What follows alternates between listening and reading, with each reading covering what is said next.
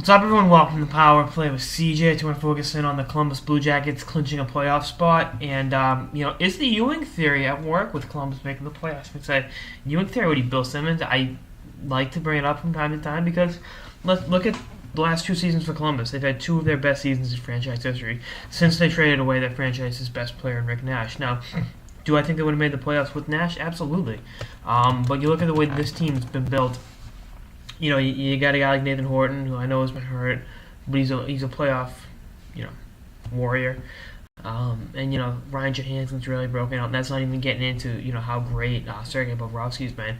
And I think you can go back 2 years to the Jack Johnson trade when they brought him in from Los Angeles. Jeff Carter obviously didn't want to be there. Bringing in Jack Johnson was a huge coup because he had playoff experience. He had played in big games for the LA Kings and for Team USA and at University of Michigan. He had played a lot of hockey, in games in crunch time. And you can say what you want about JJ's plus minus, but the bottom line is he can play.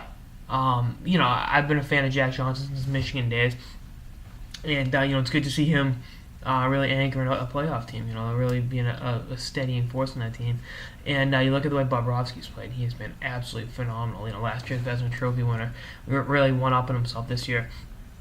And I think you look at it from the perspective of the Blue Jackets is they traded away Rick Nash. People say they threw in the towel, but then last year they had a great year. This year in free agency they went out and they signed Nathan Horton to that huge contract. And I know they really haven't gotten a whole lot out of Horty, but the bottom line is he's great in the playoffs. He is a phenomenal playoff player, and I can tell you that as a Bruins fan, watching him be an integral part of two separate Stanley Cup Finals runs, and really bringing it physically as well as on the score sheet on night in night out basis in the playoffs.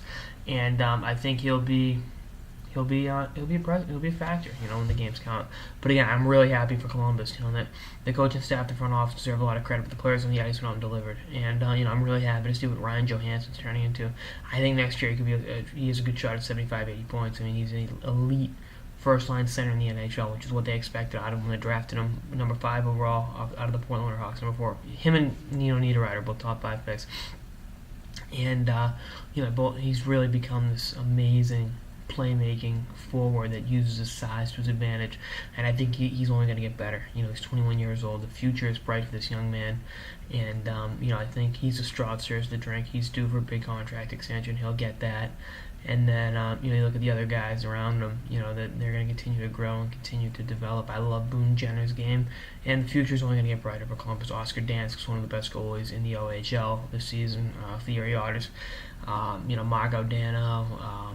Kirby Raquel and Alexander Wenberg, 3 guys they drafted this year in the first round. They really have a lot of depth in the organization, but right now it's about the playoffs. And, they right now tentatively would play, I think the Boston Bruins, the Bruins or the Penguins. And, I like their chance against Pittsburgh, but I don't do against the Bruins. But we shall see what happens. Anyway, that's all I got in this episode of the Power Play with CJ on the Columbus Blue Jackets making the playoffs. Stay tuned for more episodes for the season and beyond. Later, guys.